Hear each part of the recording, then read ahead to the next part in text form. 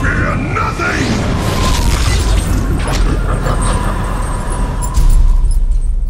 Hey, what's going on, guys? It's Jaded here, and in this video we're going to be looking at how to down Diablo in Inferno.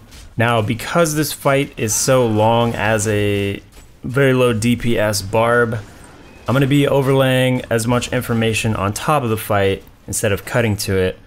That way I don't have to really edit the fight and you can see just the raw footage of the entire fight as much as I can. And another quick thing is, you'll notice I don't have 5 stacks of Nephilim Valor, and that's because I just don't see the purpose to farming Diablo. I mean, maybe there's a reason, but to be honest, like, there's really no reason to farm this over Siegebreaker or Asmodan, as far as I know. I mean, the mobs in Act 4 are just 10 times more aggravating to fight. They do a little bit more damage, not too much than Act 3, but just the mechanics of them and like the skills they get to use and the AI of them, it's really a frustrating place to farm.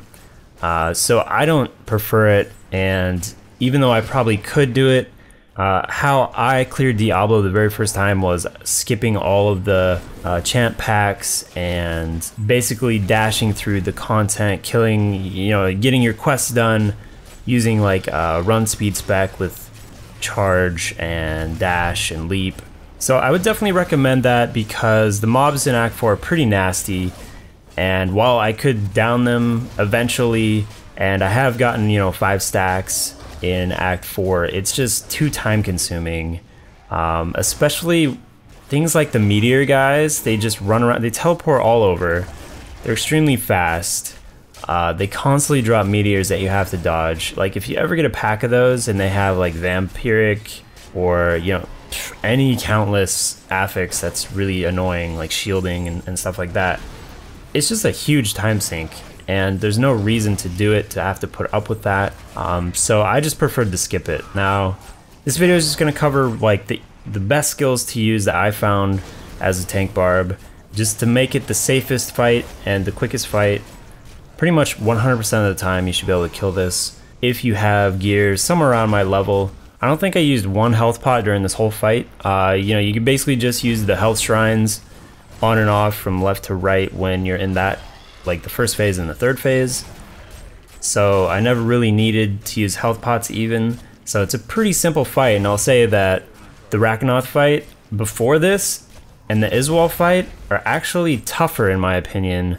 Iswal, just because of the random like charge that he does, it's kind of hard to like avoid it 100%, even though you can go around those circles, and he seems to not charge when you're trying to line of sight him. Anyways, the Rakanoth fight is actually pretty difficult. He does output quite a bit of damage, so if you could take on Rakanoth, like, Diablo's a joke. So getting into the actual fight now, you'll see that phase 1 is pretty damn easy, and you shouldn't ever die in phase 1. If you're gonna die, it's probably gonna be in phase 2 because there's no health shrines. But even still, the overall fight is pretty simple if you have decent gear. So getting into the skills that I'm using, the ones that I found to work the best, we got Frenzy with Maniac. I don't think Sidearm's gonna help you out here, so Maniac's the way to go in my opinion. Leap with Death from Above. Now this is gonna stun Diablo, not needed per se, but it's kind of nice when when Diablo is doing the bone jails, because you can interrupt that, you can interrupt the breath, but it's not needed to interrupt these things. You can dodge them pretty simply. So if you want to take like the Ironhide one, which gives you armor, that's actually really nice for this fight. You don't need the stun, but I've tried both ways, and I'd say really it's preference to you on that skill itself. Next we got Wrath of the Berserker, of course, with Insanity. It just helps the fight finish faster. There's no reason not to use this. And then we got Sprint with Rush. Now this is an interesting rune choice because I feel like not many people use it. It increases your dodge chance by 12% while you're sprinting. And my dodge chance is somewhere around 10%. I don't have that much dex. I don't think a lot of barbs have dex unless you just randomly have it on your gear. I mean, it's essentially doubling my dodge chance from 10% to 20%.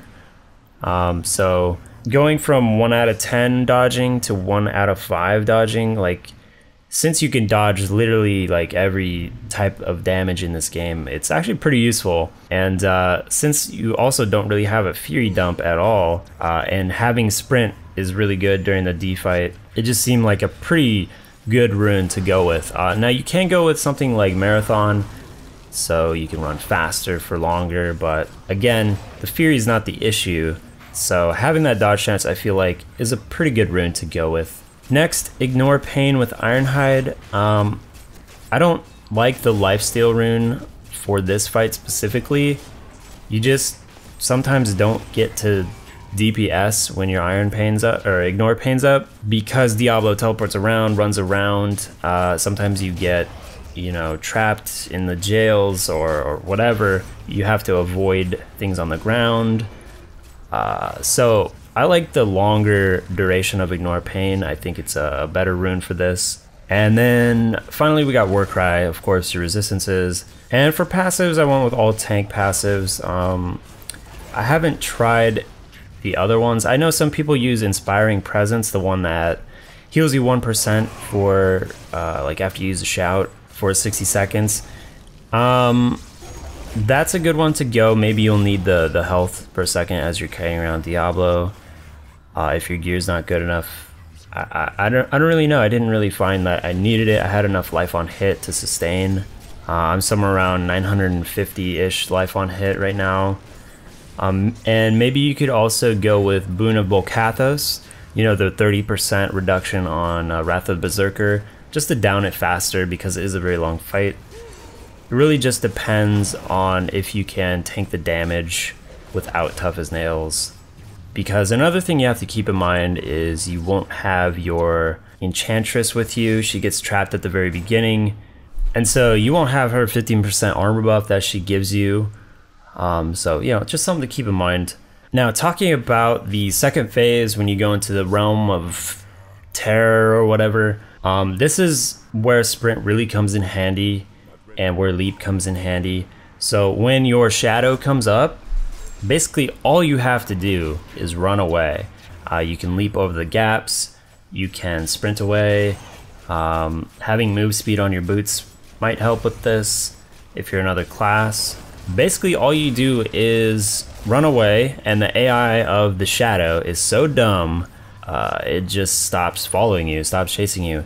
And even sometimes when you come back in range of it, say you're fighting Diablo again, it just doesn't even attack you, it just stands there. So it's pretty bad, you know, just being honest. Like, there's a lot of AI issues in this game, and with bosses even. This is one of them. Now, you can kill it, and if they ever fix this, I don't really see killing your shadow as being an issue. I guess it depends what class you are. As a barb, you know, it's pretty easy to tank my own shadow and down it with life on hit, you know, sustaining me. But there's really just no reason to fight it, and it doesn't like give you anything, it doesn't do anything when it's out. Like, nothing really with the shadow affects the fight, and so it just kind of disappears after a while anyways. So yeah, I'd say avoid it until they fix this issue, and just, you know, stick on Diablo, run away when the shadow comes out, and repeat that until you get out of phase 2. And then for phase 3, the only thing that really changes is Diablo gets the breath attack, and it's a little more aggressive with the AoE on the ground. So really the whole fight's about positioning and dodging attacks, dodging the bone jails, dodging you know, the fire on the ground, getting out of that, running to the back when Diablo does the flame breath, and sticking on it, you know, just as long as you can, getting as much DPS in as you can. Yeah, I mean, it's really a simple fight. Nothing is complicated about it. Just having like awareness of the black stuff on the ground. And you know, another thing about that is you can pop Wrath of the Berserker and you won't get jailed. That's a trick you can do. However, I wouldn't suggest doing it. You know, don't get lazy with that, because sometimes what happens is while you're not technically jailed, you can get stuck in the jail even with Wrath of Berserker on. And so like if Diablo drops the big fire, you know, ring on the ground and you can't move and your leap's down or whatever, you can die from that. And that's probably the only time you'll be in like real danger in this fight. So yeah, just always be on the move, and you know, don't get lazy, even though this fight took probably like 20 minutes or something. Other classes down this much faster than us barbs, especially low DPS barbs. You can do this as a two-hander and like have a bit more damage, but since I don't have that gear laying around to make this fight faster, you know, it's gonna take us 20 minutes to kill it, or possibly more. You know, it all depends on your gear. We've seen demon hunters kill it in like a minute 30 or something ridiculous, which is like, I don't even know, it's like 15 times faster than I can kill it. But I mean, that is the life of a tank barbarian. So I'm gonna cut the commentary here. I don't know if it's gonna like line up perfectly with the fight, but I'll let the whole thing play out. And yeah, that's pretty much all I wanted to talk about. Thanks for watching as always, guys. Thanks for your support and all your comments. It really does mean a lot when I get that feedback from you guys. You know, lets me know I'm not just like making these videos for myself. So yeah, that's gonna do it. Thanks for watching, guys. Good luck with your Diablo fight if you haven't downed him yet, and I will catch you guys next time.